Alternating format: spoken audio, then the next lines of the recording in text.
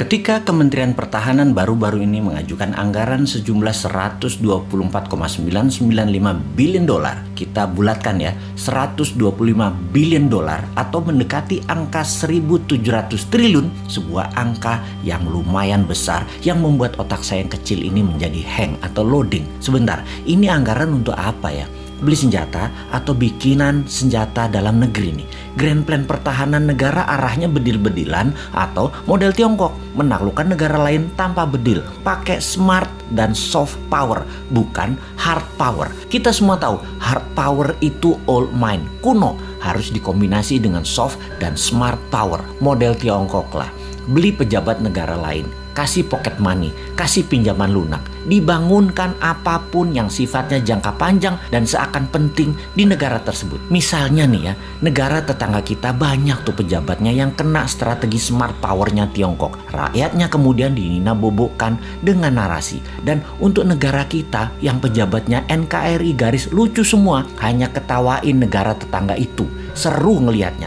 Bener deh, kasihan anak cucu negara tetangga itu nantinya ketika tidak ada narasi yang bisa dibangun untuk bisa menahan kebenaran kelak. Kembali ke anggaran maha besar. Ketika kita mengetahui bahwa anggaran militer itu ternyata pakai hutangan, ini membuat lemes generasi new mind. Lah nanti yang bayar siapa? Ini multi years loh nyicil hutangannya. Bener deh, ini harus dipertanyakan bukan hanya Kofadis Departemen Pertahanan, juga pertanyakan mau bangun militer 1.700 triliun dengan ngutang segede APBN Indonesia dalam 1 tahun itu, kita baliknya dapat apa? Sekarang aja utangnya sudah 6.500 triliun, ditambah BUMN yang minusnya banyak, PLN minus, KAI minus, Garuda minus, serta banyak lagi yang angkanya bikin gemeter new mind. Kalau old mind sih nggak gemeter, karena memang mindsetnya bisanya ngutang. Biasa itu ngutang bagi mereka. Oke, kita yang bodoh ini mau nanya, ini arah militer Indonesia mau kemana ya? Kita tanya, anggap semuanya buat beli alat utama sistem pertahanan, alutsista. Ini kita mau defense, mau bertahan atas serangan dari negara mana? Apa bentuk serangannya mereka emangnya? Sehingga beli penangkisnya apa? Oh oke, kita mungkin mau menyerang. Mau menyerang siapa?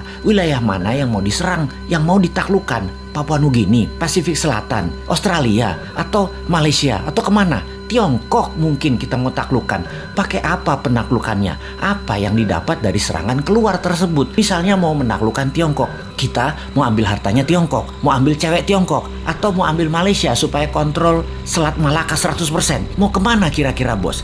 Apa kita mau perang biologi? Jadi bukan beli senjata berat, tapi bangun senjata biologi buat virus baru. Kalau nggak makan gudeg, pada mati. Virus ini kita akan sebar ke seluruh dunia. Kita buat orang panas dingin, sesak nafas.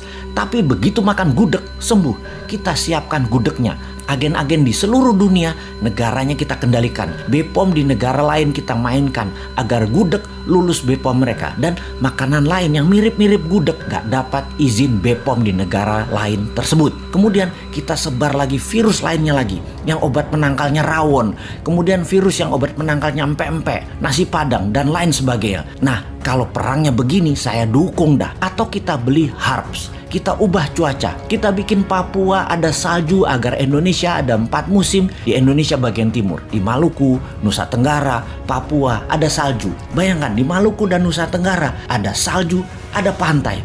Keren abis. Di Papua akan ada ski resort, banyak. Kayak di Swiss, gila nih Indonesia kerennya. Sementara di Indonesia bagian barat dan tengah seperti biasa, hanya 2 musim. Lupa, ada musim pilkada sama pilpres ya, sama musim duren. Maaf nggak kehitung. Tapi loh ya, saya ini yang bodoh ngaku pinter Nan Sontoloyo selalu curiga kalau ada anggaran multi years sampai jabatan selesai masih ada kewajiban yang ditanggung renteng. Maksudnya begini, di akhir masa jabatan presiden sebelum ini ada juga lembaga yang last minute kira-kira 2 tahunan terakhir masa jabatan beli alat-alat multi years sampai 10 tahun ke depan. Sehingga pejabat di presiden baru Pak Jokowi periode 1 departemen itu anggarannya hanya untuk membayari utangan dari kebijakan multi years pejabat sebelumnya. Bahkan sampai sekarang masih nyicil sehingga departemen itu kering sekarang.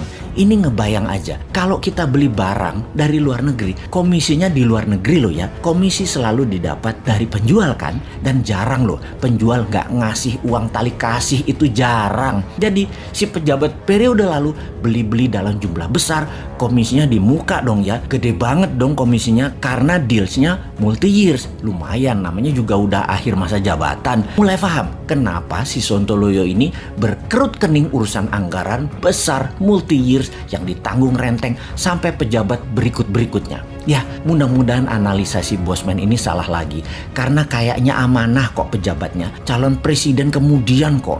Pasti maha suci.